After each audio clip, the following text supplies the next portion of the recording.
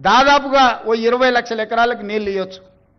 ఇవాళ రాష్ట్రం మొత్తం నెలకు మొత్తం ఇన్ఫ్రాస్ట్రక్చర్ ఆర్ఎండ్బి కావచ్చు, పంచాయతీరాజ్ కావచ్చు, ఇరిగేషన్ కావచ్చు, any other department for development works I'm not able to spend even 1000 crores.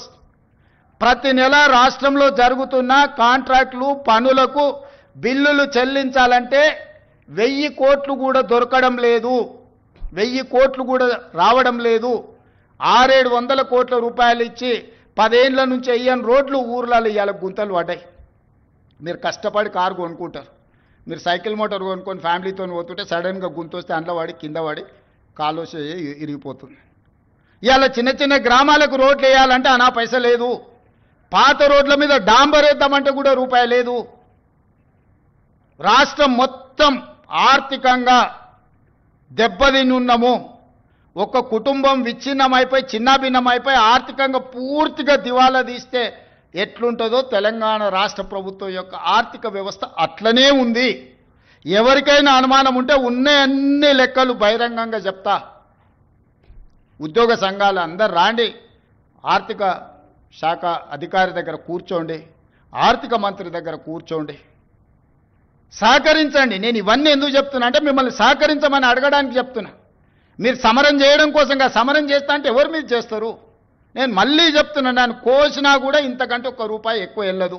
బజార్లో ఎవడు అమ్ముతలేడు, మొత్తం దివాలా తీసింది. 11% మిత్తికి తెస్తాడే, 3-4%కి రావాల్సినోడు ఎవడన్నా ₹10 మిత్తికి డైలీ ఫైనాన్స్ తెచ్చుకునేటోడు ఉంటాడు చూడు బజార్లో, అంతకంటే ఎక్కువ అధ్వానంగా అప్పులు తెచ్చిపెట్టిండు ఆయన.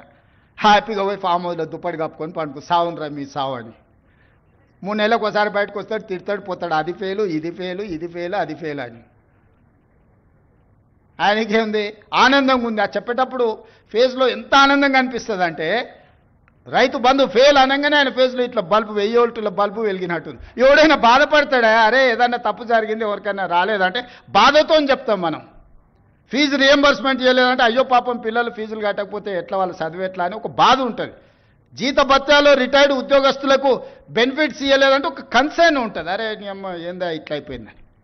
వారి ఫెయిల్ చూడండి, ఫెయిల్ చెప్పేటప్పుడు ఇది ఫెయిల్, ప్రతి ఫెయిల్ వెనకాల ఒక 1000 వోల్టుల బల్బు వెలిగినట్టు వెలుగుతుంది ఆయన ఫేసు.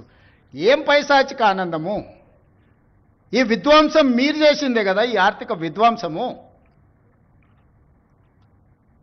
3 లక్షల కోట్ల బడ్జెట్ పెట్టాను, మరి నువ్వెట్లా ఇవన్నీ హామీలు ఇచ్చినావు అని ఒక ఆయన అడిగాడు. 3 లక్షల కోట్ల అప్పు ఉంది, ప్రతి సంవత్సరం 3 లక్షల కోట్ల ఆదాయం ఉందని బడ్జెట్ పెట్టాను. 3 లక్షల కోట్ల అప్పు ఉండి 3 లక్షల కోట్ల ఆదాయం ఉంటే ఓసి ఇదెంత సంసారం చక్కదిద్దొచ్చని నేను అనుకున్నా. తీరా చూస్తే 3 లక్షల కోట్ల ఆదాయం లేదు, ఆదాయం 2 లక్షల కోట్లు ఉంది, అప్పేమో 8 లక్షల కోట్లు ఉంది. ఇక చెప్పురు మీరు అందరు కూడా చదువుకున్న వాళ్ళు ఐఏఎస్లు ఐపీఎస్లు అయినారు అంటే మీరు కూడా లైఫ్ టైం కష్టపడి మీరు ఎన్నో ఎగ్జామ్స్ రాసి ఇక్కడికి వచ్చి